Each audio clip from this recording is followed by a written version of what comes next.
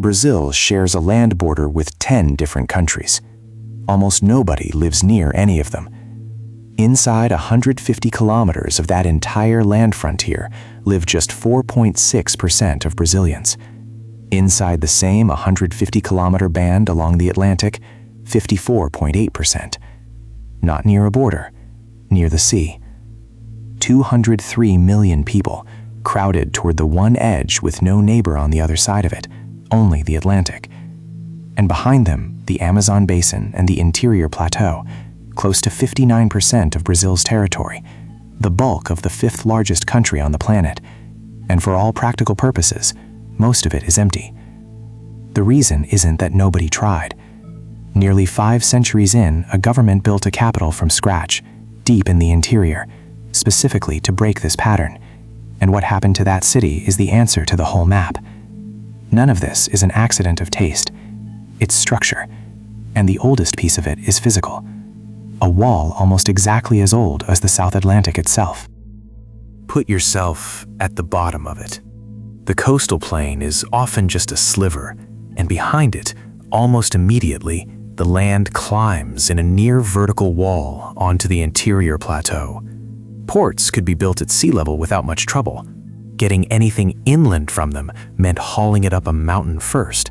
It has a name, the Great Escarpment, a nearly continuous highland edge running almost the entire length of Brazil's Atlantic coast, roughly 2,600 kilometers of it, with a crest averaging 800 to 900 meters. Above Rio de Janeiro, the peaks rise past 2,200 meters. And in that stretch, the Serra do Mar, the most famous piece of it, geologists can read the whole story in the rock. A fault escarpment zone more than 1,000 kilometers long and 5 to 10 kilometers wide, a scar left behind roughly 150 million years ago when Africa and South America tore apart, and the South Atlantic opened between them. The wall doesn't just block movement, it manufactures its own weather. Moist air off the Atlantic slams into that rising rock and dumps its water on the ocean-facing slope, drenching a narrow strip of mountainside with some of the heaviest rainfall anywhere on the Brazilian coast. That was the hand Brazil was dealt, a thin strip of easy land, and everything else behind a climb. 5 centuries later, a census can still measure exactly what the climb was worth. Here's the part that should complicate all of this.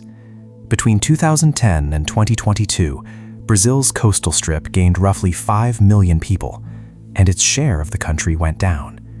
In 2010, 55.8% of Brazilians lived within 150 kilometers of the coast. By 2022, it was 54.8%, 111,277,361 people. Inland growth is finally outpacing the coast. Finally, after 5 centuries, and only just. Because look at what it's outpacing. In Santa Catarina in the south, 75.4% live inside that coastal band, the highest share of any state. 3 out of every 4 people, holding the shoreline. The southeast, Sao Paulo, Rio, packs 41.8% of the country onto under 11% of its land, 91 people per square kilometer. Cross the wall into the north, most of it Amazon, and the figure collapses to 4.5. 91 on one side, 4.5 on the other. And if you've heard 87%, that's the census urbanization figure, Brazilians living in cities, apartment blocks, not coastlines. The coastal number is the stranger fact, and it hides a harder question. Somewhere past that wall sits a capital Brazil built from scratch, specifically to break this exact pattern. Hold that thought. A wall explains why moving inland was slow. It doesn't explain why 5 centuries on, the interior still turns people away. The half that never expires, the ground. Brazil's own agricultural agency, Embrapa, classifies the soils across much of the Amazon as low in fertility and high in acidity, with aluminum in some subtypes concentrated enough to limit farming. Soil that carries a rainforest, but not a farm. Now measure that against the one place people beat the chemistry. Terra preta, dark earth that ancient populations enriched, patch by patch over centuries. In one study, Ordinary Amazon soil held 5 milligrams of phosphorus per kilogram. Adjacent terra preta patches ran as high as 291. Stop on that pair of numbers. They mark the distance between land that can feed people and land that cannot. And the constraint holds nationwide. Just 6.66% of Brazil's land is classified as arable, under the global average of roughly 10.7%. That half was never up for a vote. The other half was, and Portugal decided early. Colonization from the 1530s on hugged the coast almost by design. 15 coastal captaincies, and a sugar economy, the Engenhos, in Bahia and Pernambuco, everything facing ships and export markets. The interior stayed unexplored, while fortunes were made a few kilometers from tidewater. A country this size, and remarkably little of it you can simply plant, which leaves one countermove: move the state and make the people follow. Brazil's government eventually tried to force the issue, and it did not try small.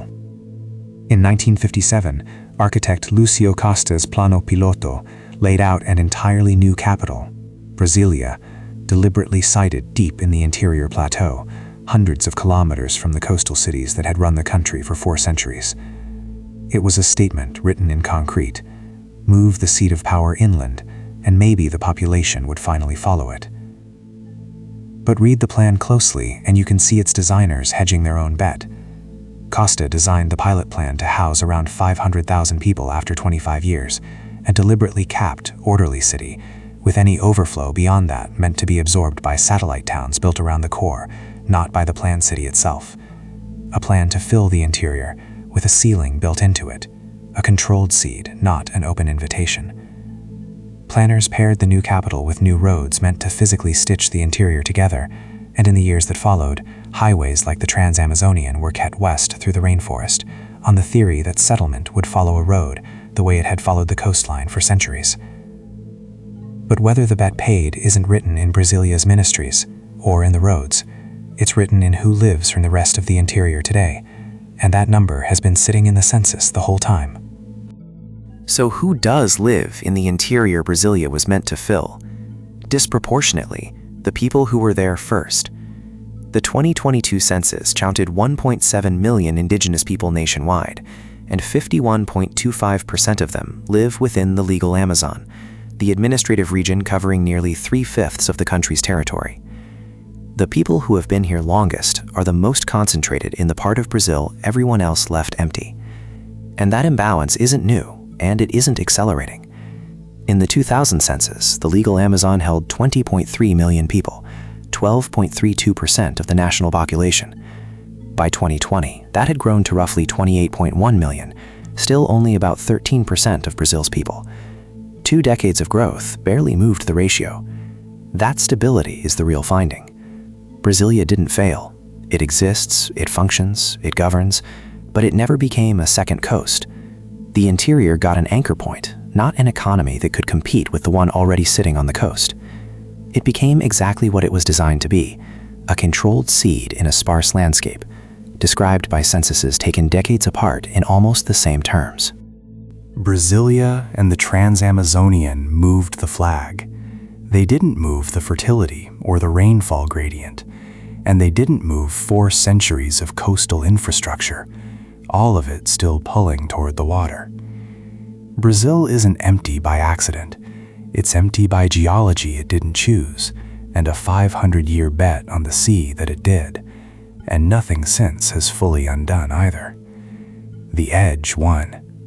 10 neighbors on the other side of all that empty, and Brazil still has its back to every one of them.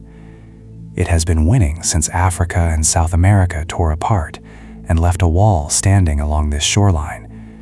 150 million years of the same line between crowded and empty, drawn before anyone existed to live on either side.